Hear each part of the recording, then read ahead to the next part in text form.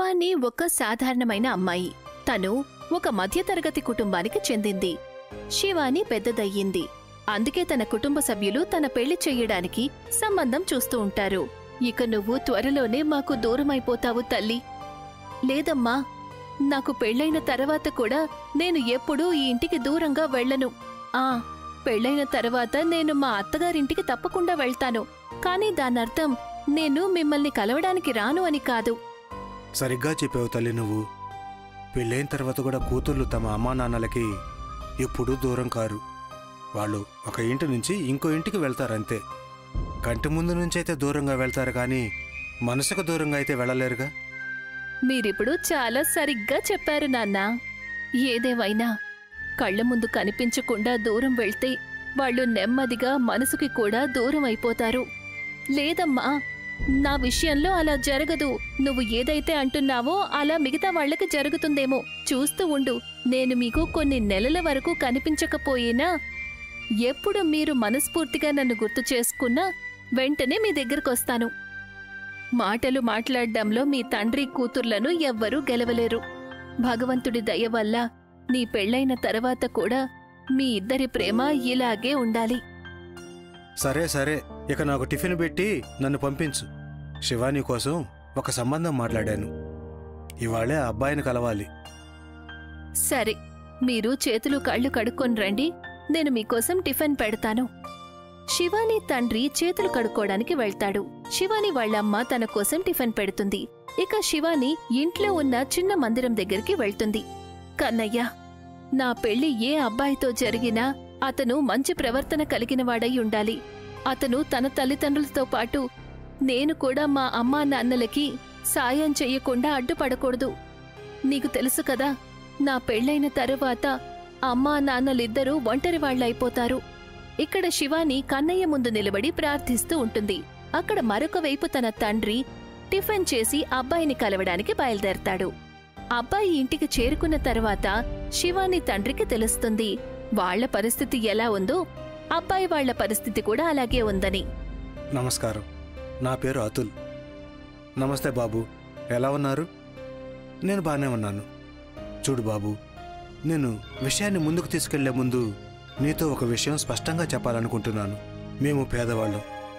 నీకు మా అమ్మాయితో పాటు పెళ్లిలో కట్నం కూడా కావాలంటే ముందే చెప్పేశాయి. మీరసలేం మాట్లాడుతున్నారు? నేను కూడా మీలాగే ఒక చిన్న కుటుంబానికి చెందినవాణ్ణి. ఇంట్లో మా అమ్ముంది. నేను ఉద్యోగం కోసం ఎక్కువగా పట్టణంలోనే ఉంటాను. అందుకని నాకు ఎటువంటి అమ్మాయి కావాలంటే తను పెళ్ళైన తర్వాత మా అమ్మని చూసుకోగలగాలి. బాబు, నేను ఇంతవరకు నా కూతురికి పెద్ద బహుమానమేమీ ఇవ్వలేదు, కానీ సంస్కారం మాత్రం నేర్పించాను. నేను కూడా దాన్నే నమ్ముతాను. బహుమానాలు ఎప్పుడైనా ఇవ్వచ్చు, కానీ సంస్కారానికి ఒక వయసు ఉంటుంది. అది చిన్నప్పుడే నేర్చుకోవాలి. అవును, మీరు సరిగ్గా చెప్పారు. మన ఇద్దరి ఆలోచనలు చాలా వరకు కలుస్తున్నాయి బాబు. మీరిద్దరూ ఒకసారి ఒకరినొకరు కలవండి. ఆ తర్వాత ఈ సంబంధం ఖాయం చేసుకోవచ్చు. అలాగే చేద్దాం. నేను మీ అమ్మాయిని కలవడానికి ఎప్పుడు రావాలో చెప్పండి. ఎప్పుడో ఎందుకు, ఇప్పుడే రా బాబు. అంటే ఇప్పుడు వీలైతే పదండి, నేను ఇప్పుడే మీతో పాటు వస్తాను. శివాని తండ్రి అతుల్ని తీసుకుని తన ఇంటికి వస్తాడు. ఇదిగో అమ్మా శివాని, ఎక్కడున్నావు నువ్వు? చూడు, ఇంటికెవరొచ్చారో. తన తండ్రి మాటలు విని శివాని వాళ్ల దగ్గరికి వెళ్తుంది. శివాని చూడ్డానికి చాలా అందంగా ఉంటుంది. అందుకని అతుల్ తనని చూడగానే చూస్తూ ఉండిపోతాడు. అరే, ఒకరినొకరు ఇలా చూసుకుంటూనే ఉంటారా, లేకపోతే ఏమైనా మాట్లాడుకుంటారా?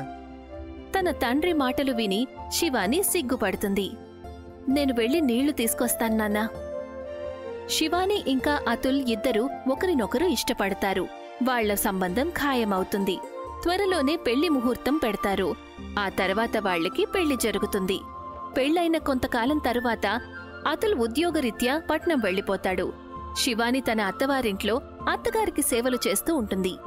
అప్పుడప్పుడు నాకసలు నమ్మకం కలగడం లేదు. నా కొడుకు ఇటువంటి కోడల్ని తీసుకొచ్చాడంటే మీరిలా ఎందుకంటున్నారత్తయ్యా? ఈ కాలం ఆడపిల్లల్ని చూసి ఇలా మాట్లాడుతున్నానమ్మా. వాళ్లతో నిన్ను పోల్చాను అంటే నేను నా కొడుకు ఇష్టానికి చాలా గర్వపడుతుంటాను. శివాని జీవితంలో అంతా బాగానే జరుగుతూ ఉంటుంది. పెళ్లైన తర్వాత కూడా తను ప్రతిరోజు గంటల తరబడి అమ్మా నాన్నలతో మాట్లాడుతూ ఉంటుంది. ఎప్పుడు అవకాశం దొరికినా వాళ్ళని కలవడానికి వెళ్తూ ఉంటుంది. దీపావళి రాబోతోంది. నేను నా మొదటి దీపావళిని నా పుట్టింట్లో జరుపుకోవచ్చా? ఇందులో అడగడానికి ఏముందమ్మా? నేను నిన్ను ఒక చిన్న కోరిక కోరుతున్నాను. ఏంటో చెప్పండి. నాక్కూడా ఇక్కడే ఉండి బోరు కొట్టేసింది. ఈసారి దీపావళికి నేను కూడా నీతో పాటు మీ ఇంటికొచ్చి అమ్మా నాన్నలతో జరుపుకోవచ్చా? దీని గురించి మీరు నన్ను ఇంతగా అడగాల అత్తయ్య? నాకు చాలా సంతోషంగా ఉంది. మీరు తప్పకుండా నాతో పాటు రావచ్చు. శివాని తన అత్తగారిని తీసుకొని తన పుట్టింటికి వెళ్తుంది. అందరూ కలిసి ఎంతో ఘనంగా దీపావళి జరుపుకుంటారు. శివాని ఇంట్లో సంతోషాలు నిండుకుంటాయి. అప్పుడే తనకి ఫోన్లో ఒక దుర్వార్త తెలుస్తుంది. తన భర్తకి యాక్సిడెంట్ అయిందని. ఆ కబురు వినగానే శివాని చాలా గట్టిగా ఏడుస్తుంది. భగవంతుడా, ఉన్నట్టుండి ఎందుకిలా జరిగింది? సంతోషాల సమయంలో ఈ కష్టం శివానీని కృంగదీస్తుంది. తను అక్కడ్నుంచి తిన్నగా తన అత్తవారింటికి వెళ్తుంది. అక్కడ అతుల్ స్నేహితులు తనను తీసుకుని వస్తారు. శివాని చూసేసరికి అతుల్ వీల్చైర్లో కూర్చొనుంటాడు. అసలు మీకు ఏమైందండి? నేనిక ఎప్పటికీ నా కాళ్ళ మీద నిలబడలేను శివాని. నాకసలేమీ అర్థం కావడం లేదు. ఏమనాలో? నేను మీ ఈ పరిస్థితిని చూడలేకపోతున్నాను. కానీ ఇదే నిజం. ఇవాటి నుంచి కేవలం ఒక వికలాంగుడిగానే మిగిలిపోతాను. దుర్ఘటనలో తన కాళ్లతో పాటు అతుల్ తన ఉద్యోగాన్ని కూడా కోల్పోతాడు. ఇక ఇంటి ఖర్చులు, అతుల్ మందుల కోసం ఇంట్లో డబ్బులు సరిపోవు. ఆ కారణంగా శివాని ఉద్యోగం చెయ్యాలని నిర్ణయించుకుంటుంది. నాకసలిప్పుడు ఏం చెయ్యాలో అర్థం కావడం లేదు. మీ ఇద్దరికీ దూరంగా వెళ్లి పట్నంలో ఉద్యోగం అయితే చెయ్యలేను.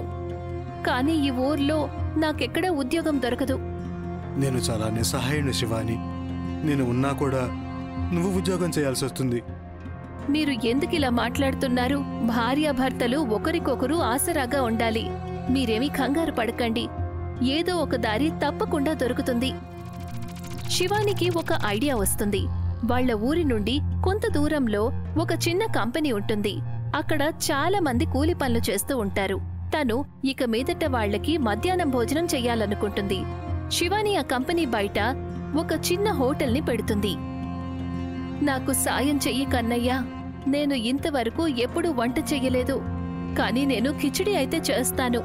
బహుశా ఇక్కడి కూలివాళ్లకి నేను చేసే కిచిడి నచ్చుతుందేమో.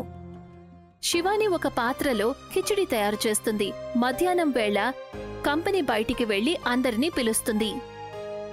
రండి, అందరూ రండి, వేడి వేడి కిచిడి రండి. చాలా రుచికరమైన కిచిడి చాలా తక్కువ ధరకే ఇస్తున్నాను. శివాని మాటలు విని చాలా మంది కూలివాళ్లు తన దగ్గరికి కిచిడి తినడానికి వెళ్తారు. కిచిడి అప్పుడే చేస్తుంది కాబట్టి వేడివేడిగా అందరికీ బాగా నచ్చుతుంది. నిజానికి ఈ కిచిడీలో ప్రత్యేకత ఏమీ లేదు. కానీ ఇది వేడిగా ఉండటం వల్ల దీన్ని తినడం చాలా రుచిగా అనిపిస్తుంది. ఇవాళ్ల మొదటి రోజే శివాని కిచిడి బాగా అమ్ముడుపోతుంది. దానికి శివాని చాలా సంతోషిస్తుంది. తను ఇవాళ్ల సంపాదించిన డబ్బుతో తన భర్త కోసం మందులు తీసుకుని ఇంటికి వెళ్తుంది. ఇదిగోండి, మందులు వేసుకోండి. తర్వాత విశ్రాంతి తీసుకోండి. మందుల కోసం నీకు డబ్బులు ఎక్కడి నుంచి వచ్చాయి? ఇవాళ నా హోటల్కి చాలా మంది కస్టమర్లు వచ్చారు. నెమ్మదిగా శివాని హోటల్కి కస్టమర్లు రావడం ఎక్కువవుతుంది. అదంతా చూసి శివాని కనిపిస్తుంది తన అత్తవారింటి ఖర్చులతో పాటు పుట్టింటి ఖర్చులను కూడా భరించగలదు అని. కాని తన సంతోషం ఎక్కువ రోజులు నిలబడలేదు. ఎందుకంటే కూలివాళ్లకు శివాని కిచిడి నచ్చకుండా పోతుంది. మొదటి రోజు తింటే వేడివేడిగా ఉండటం వల్ల బాగానే అనిపించింది.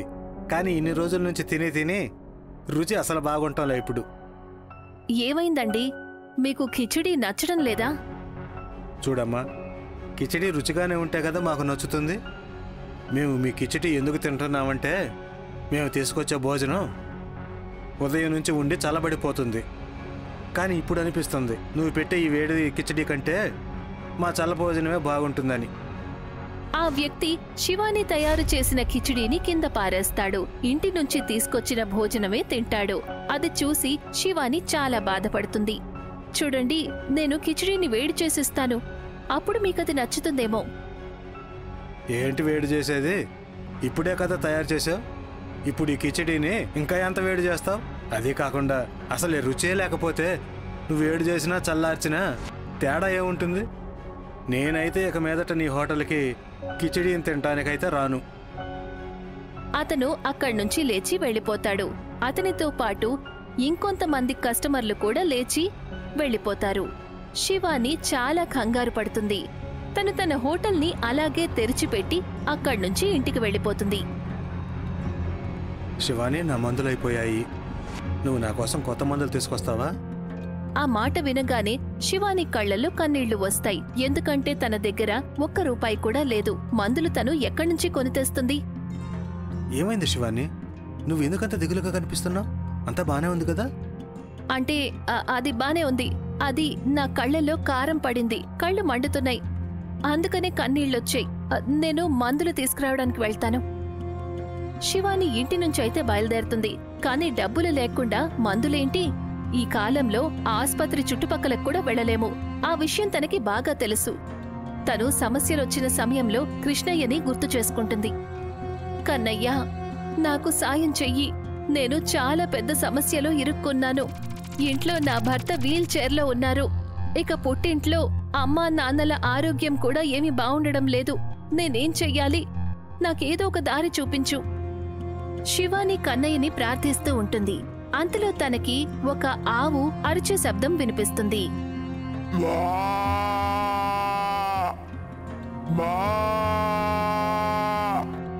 ఆ శబ్దం విని శివాని ఆవు దగ్గరికి వెళ్తుంది. బహుశా కన్నయ్య ఈ ఆవుని నాకోసమే పంపించినట్టున్నాడు. కాని దీని పరిస్థితి చాలా దారుణంగా ఉంది. నేనే దీనికి సాయం చేయాల్సుంటుంది. శివాని ఆ ఆవుని తన వెనకాలే హోటల్ దగ్గరికి తీసుకువెళ్తుంది. హోటల్ చేరుకున్నాక తను చేసిన కిచిడీ మొత్తం ఆ ఆవుకి తినిపిస్తుంది. ఆ కిచిడీని కస్టమర్లందరూ తినడానికి నిరాకరిస్తారు. ఇదిగో గోమాత, దీనిని తిను. నీ ఆకలి తీరిపోతుంది. ఆవు చాలా ఆకలితో ఉంది. అందుకని అది వెంటనే కిచిడీ మొత్తం తినేస్తుంది.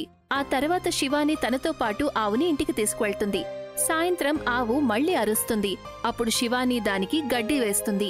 అప్పుడే శివాని దృష్టి ఆవు పొదుగు మీద పడుతుంది. తను పాలు పితకాలని అనుకుంటుంది. ఈ గోవు పాలిస్తుందనుకుంటాను. ఒకసారి ప్రయత్నించి చూస్తాను.